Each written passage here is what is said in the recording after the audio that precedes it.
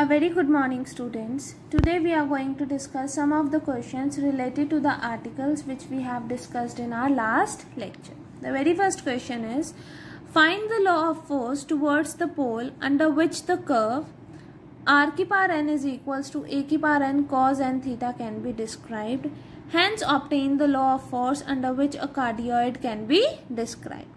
यहाँ पर जो हमारे पास इक्वेशन है, it is in polar form. तो इस एग्जाम्पल को सॉल्व करने के लिए हम क्या यूज करेंगे? The polar differential equation of central orbit which is d square you by D theta का square plus u is equals to F divided by h square u square where u is equals to 1 by are.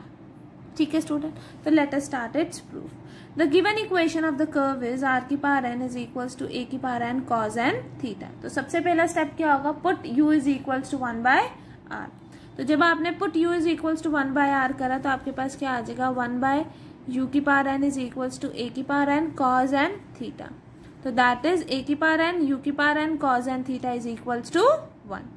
Now taking log on both the sides. Log क्यों लिया? क्योंकि हमें polar differential equation of central orbit use करनी है. That is जिसमें हमें क्या find out करना है? D square you by D theta का स्क्वायर. यहाँ पर u की पावर क्या है? n. टू अवॉइड दैट हमने क्या ले लिया? Log on both the sides. Taking log on both the sides क्या आ जाएगा?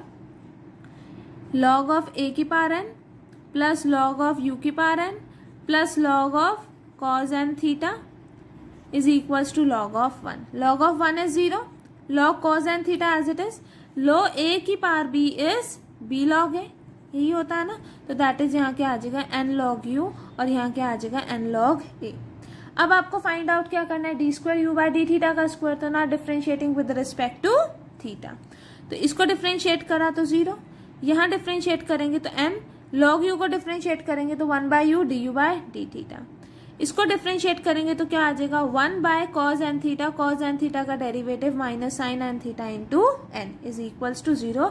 तो ऑन रीअरेंजिंग आपके पास क्या आ गई? The value of d u by D theta which is u tan n theta. ठीक है, फिर से इसको डिफ्रेंशिएट करा with respect to theta to find the value of d square you by D theta का स्क्वायर. तो आपके पास डिफ्रेंशिएट करा तो दैट इज यू. ये फर्स्ट फंक्शन है. Second function, first function as it is. Second का डेरिवेटिव करेंगे तो टेन एन थीटा का डेरिवेटिव क्या होगा? Secant square n theta. ठीक है, फिर नेक्स्ट क्या होगा? Second function as it is. First का डेरिवेटिव तो क्या आ जाएगा? D u by D theta tan n theta. D u by D theta की वैल्यू क्या है आपके पास? U tan n theta. वो यहाँ सब्सटीट्यूट करोगे तो आपके पास क्या आ गया? D square you by D theta का square is equals to n u second square n theta plus u tan square n theta.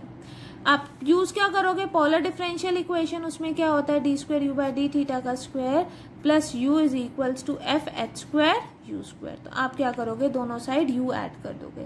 That is d square you by D theta का square plus u is equals to n u second square n theta plus u tan square n theta plus you.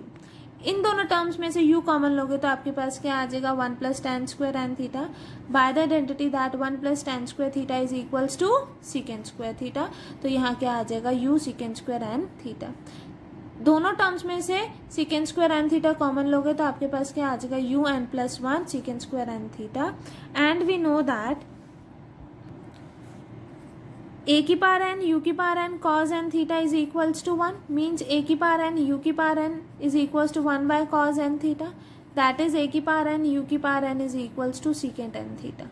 तो यही value यहाँ substitute करिए और हमारे पास क्या आ गया? That d square you by D theta का square plus u is equals to n plus 1 braces close a की पावर 2n u की पावर 2n प्लस 1. ठीक है, now the differential equation of central orbit in polar form is d square you by D theta का square plus u is equals to F h square f divided by h square u square. इसकी value यहाँ substitute करी हमने. ठीक है, तो यहाँ से f की वैल्यू क्या आ गई? It is h square bracket start n plus 1 bracket close a की पावर 2n यू की power 2n plus 3. That is ये सारा हम इसको डिनोट कर देते हैं by lambda. That is we have f is equals to lambda u की power 2n plus 3 and we know that u is equals to 1 by r. तो यहाँ पर क्या हो जाएगा? f is equals to lambda divided by r की power 2n plus 3. That is force varies inversely as 2n plus 3th power of the distance from the pole. ठीक है students, now अब हमें एक और चीज भी ऑब्टेन करनी है. That obtain the law of force under which a cardioid can be described. तो आप पुट करोगे n is equals to 1/2 in this equation, तो आपके पास क्या आ जाएगा, r की power 1/2 is equals to a की power 1/2 cos theta by 2. That is we have r is equals to a cos square theta by 2, just squaring on both the sides करा है, ठीक है. And cos square theta by 2 क्या होगा, 1 plus cos theta by 2 which is the required equation of cardioid. मतलब जब हम n को 1/2 पुट करेंगे तो हमारे पास क्या हो जाएगा, cardioid can be described. Value 1/2 put करेंगे तो हमारे पास capital F that is force की वैल्यू क्या आ जाएगी, लैम्डा डिवाइडेड बाय r की पावर 4. तो वही यहाँ मेंशन है that putting n is equals to 1/2 in 6 we get force is equals to lambda divided by r की power 4. Thus the law of force under which the cardioid can be described is given by F inversely proportional to the fourth power of r. ठीक है student. Next comes example 2. A particle moving under the influence of central force describes a circle through the centre of force. Describes the circle through the centre of force means यहाँ पर जो equation दे रखी है वो क्या है, r is equals to 2a cos theta. Prove that force is attractive and inversely proportional to the fifth power of distance. Means you have to prove that F is inversely proportional to the fifth power of distance. ठीक है, वो यहाँ mention है. Let us start its proof. Let A be the radius of circle. Take pole on the circumference of the circle and diameter through the pole as the initial line. Thus the equation of the circle is r is equals to 2a cos theta. तो सबसे पहला step क्या होता है, आप put क्या करोगे, u is equals to 1/r. u को 1/r पुट करो तो आपके पास क्या आया, u is equals to 1/2a secant theta. तो आप क्या यूज करोगे, polar equation, polar differential equation of central orbit. इसमें भी that is you have to find the value of d square u by d theta का square plus u, और फिर आप इस इक्वेशन में सब्स्टिट्यूट करोगे और आपके पास कैपिटल F की वैल्यू आएगी. तो let us start. Differentiating one with respect to theta that is du by d theta is 1/2a secant theta का डेरिवेटिव क्या होगा, secant थीटा tan थीटा. फिर से डिफरेंशिएट करोगे इस इक्वेशन को विद रिस्पेक्ट टू थीटा तो क्या आ जाएगा, 1/2a first function as it is, second का derivative that is secant square theta, तो ये आपके पास क्या आ गया, secant क्यूब थीटा. नेक्स्ट क्या होगा, second function as it is, first का derivative that is secant theta tan theta into tan theta that is secant theta tan square theta. tan square theta को हम कैसे लिख सकते हैं, secant square theta -1. That is on rearranging हमारे पास क्या आया, d square u by d theta का square is equals to 1/2a 2 secant cube theta minus secant theta. Adding u on both the sides तो आपके पास क्या आ जाएगा, d square u by d theta का square plus u is equals to 1/2a 2 secant cube theta minus secant theta plus u. और आपको पता है u की वैल्यू क्या है, 1/2a secant थीटा. तो इस यहाँ पर जो u है वहां पर आप क्या सब्स्टिट्यूट कर सकते हो, 1/2a secant theta. Is it right student. इसको सॉल्व करा तो आपके पास क्या आ गया, 1/a secant cube theta and we know that secant theta की वैल्यू क्या है, 2au. तो आप यहाँ पर क्या पुट करोगे, 2au का whole cube that is you have 8a square u cube. Now using the differential equation of central orbit which is d square u by d theta का square plus u is equals to f divided by h square u square. That is आपके पास इन दोनों equation से क्या आया कि 8a square u cube किसके equal हो गया, f divided by h square u square. ठीक है, that is you have capital F is equals to 8a square h square u की पावर 5. इसको हमने डिनोट कर दिया बाय lambda that is you have F is equals to lambda u की power 5.